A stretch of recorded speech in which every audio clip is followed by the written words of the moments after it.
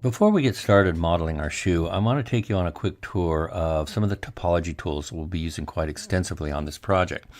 So let's jump over to the primitives area over here. I'll hit the control key, and that's going to fire off a script that's going to generate a torus for us in about a 1 meter diameter.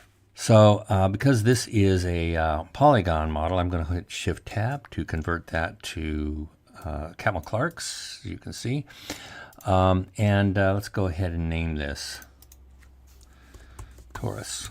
Okay, now I can use the topology tools using the toolbox here within the Modo tab and actually kind of set up a few other parameters to optimize topology modeling. However, I would prefer to go over to this topology tab here, and if you don't see the tab, just click this only button until all the tabs appear, and just click on topology. Now the interface is completely set up for you, and it's optimized for use with the topology tools. Now you'll notice that our model here is very, very dark, and that's because it's the foreground. It is actually the only object that we have in our scene, so it is the active layer. And this is done so that you can actually see through the model to the object behind which you're retopologizing. So let's go ahead and create a new mesh, and we'll just click that there. You can also hit N, the N button will also do that for you. And notice all at once our torus got lighter in shade, so we can see it much more clearly.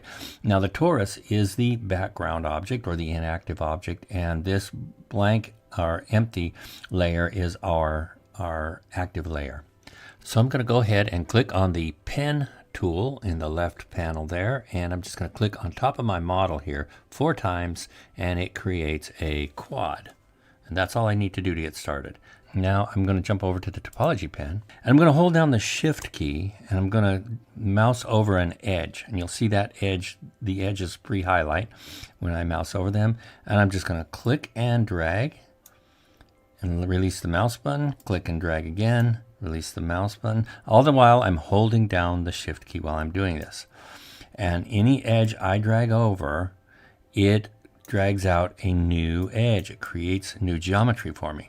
Now if we look closely at this, that geometry is sitting on top of the torus. Now the spans between the vertices on the foreground object will probably fall beneath the object that you're using as a reference object below, simply because you don't have the same number of polygons in the foreground object or the active object.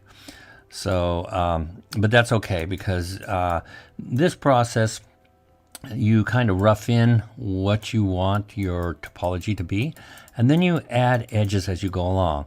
And so if I mouse over a vertice, hold down the Shift key and drag out, it will drag out an entire quad. Let's try that over here. That drags out an entire quad.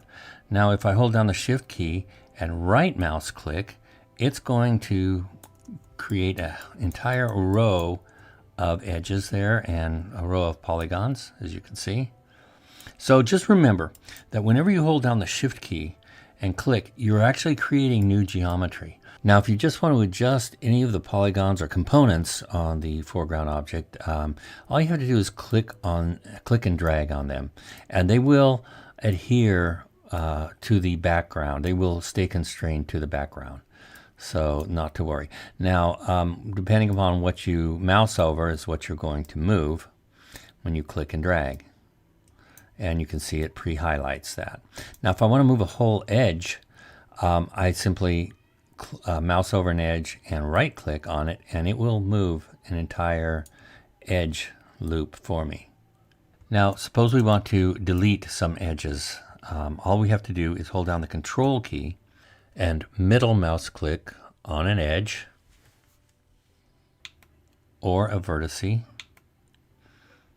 or a polygon. Whatever component you click on, if you're holding down the Control key, that will delete that component. Now be aware that when you delete edges, it still keeps the vertice there. So you have to be very aware that vertices are still present and may cause your polygons to have more than 4 sides. So just be aware of that. And you can always just select them and delete them. So those are the very basics of how to use this tool, and we'll get into some of these other features as we progress on our model.